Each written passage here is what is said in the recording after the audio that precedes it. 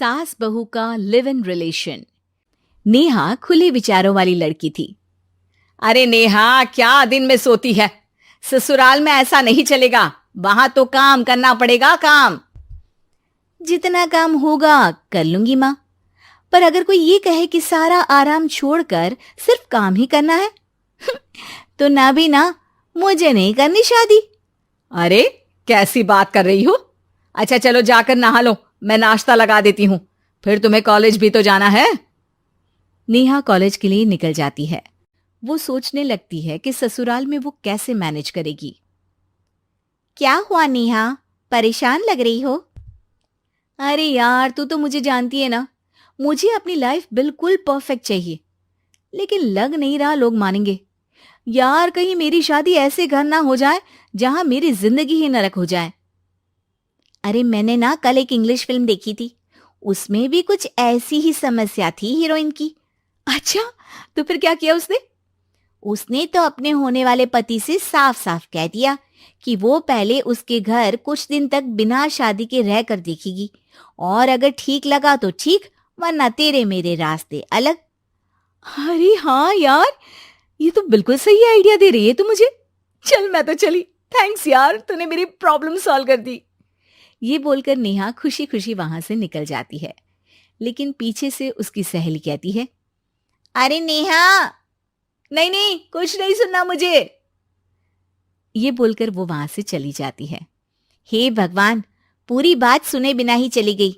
अरे वो तो विदेशी फिल्म थी, वहां सब चलता है, लेकिन ये तो भारत है, सभ्यता और संस्कारों वाला देश, जहां शादी से पहले लड़की को ससुराल में नहीं रखा जाता।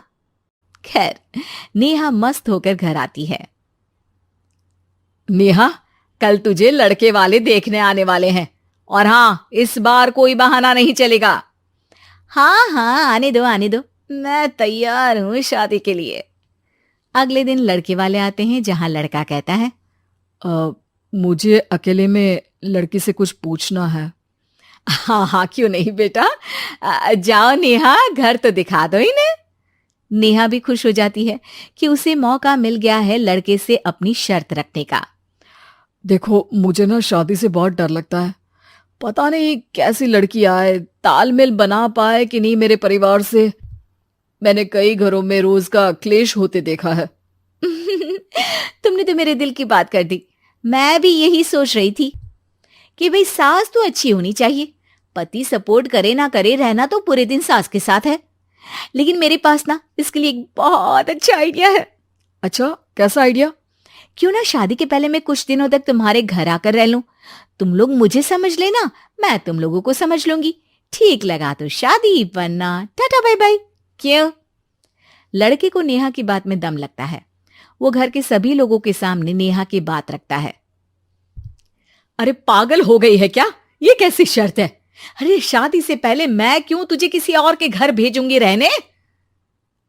अरे लड़की के ख्याल तो 20 साल आगे के हैं, इतनी भी खुले विचारों वाली लड़की नहीं चाहिए हमें। अरे माँ, क्या बुरा और गलत बोल रही है ये? रहना तो हम दोनों का है ना, कल को कोई परेशानी आई तो तुम सब तो ये बोलकर निकल जाओगे कि जिंदगी तुम लोगों को ही निभानी है, तुम लोगों को जो करना है करो। तब क्या करूंगा बताओ? सबके समझाने पर वो लोग मान जाते हैं। वाह, मैं 2-3 दिनों में पैकिंग कर लूंगी, तो आकर मुझे ले जाना। और नेहा पहुंच जाती है विशाल के घर। आओ आओ, ये रहा तुम्हारा कमरा। इस घर में तुम एज अ गेस्ट रहो, लेकिन माँ तुम्हें बहू की तरह ही ट्रीट करेंगी, और तुम भी उन्हें सास की तरह ही रखना। बस फिर क्या था, शुरू हो जाता है लिव इन सास बहू का ड्रामा। अरे चाय तो बना दे बहू। जी सासू माँ, अभी लाई। नेहा चाय लेकर आती है कि बस चाय लेकर आई हो, इसके साथ पकोड़े भी ले आती। लेकिन आपने तो बताया ही नहीं कि आपको चाय के साथ पकोड़े भी चाहिए। हाँ हाँ, अब तो पता चल गया ना। रात को खाना खाने के बाद नेहा किचन में खटर पटर कर रही होती है। क्या हो रहा है वहां नेहा? माँ जी, मैं ना रात को अदरक वाली चाय पीकर सोती हूँ, ये मेरी आदत है।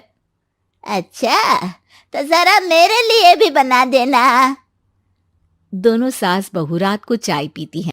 अगले दिन, नेहा, मैं मंदिर जा रही हूँ, मेरी साड़ी निकाल कर बेड पर रख दे। नेहा सास के लिए साड़ी निकाल कर रख देती है। वो देखती है कि उसके आने के बाद से सास ने घर का कोई भी काम करना छोड़ दिया है।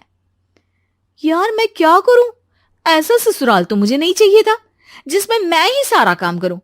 मैं तो ऐसा घर चाहती हूं जहां सास और बहू दोनों मिलकर किचन में काम करें। हे भगवान, रात को चाय पी ली, पेट में गैस बन गई, अब तो चला भी नहीं जा रहा है। मुझे तो ऐसी बहू चाहिए जो हेल्थ के प्रति कॉन्शियस हो, क्योंकि वो ठीक रहेगी तभी तो मैं ठीक रहूंगी। दोनों समझ जाती हैं कि वो लोग एक दूसरे के लिए नहीं बने हैं। अगले दिन, नेहा, जरा चाय तो ले आना। नेहा चाय के साथ चिला भी बनाकर ले आती है।